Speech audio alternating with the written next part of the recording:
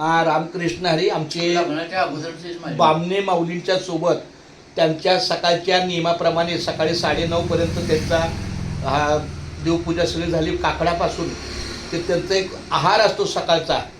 तर मला त्यांच्यासोबत मलासुद्धा पोटभर मिष्ठान्न खायला प्राप्त झालं. सात्विक अन्न मला खूप मिळालं. धन्यवाद. आणि आंब्याची फोड आणि सांडगा काय एक नंबर जेवण झालं. मला खूप धन्यवाद. अशीच पांडुरंगाची सेवा वारंवार घडावी. मी पांडुरंगाच्या त्यांनी प्रार्थना करतो की आमच्या बामणे माऊलींना उदंड आयुष्य मिळो, त्यांना सगळ्या कार्यामध्ये यश मिळो,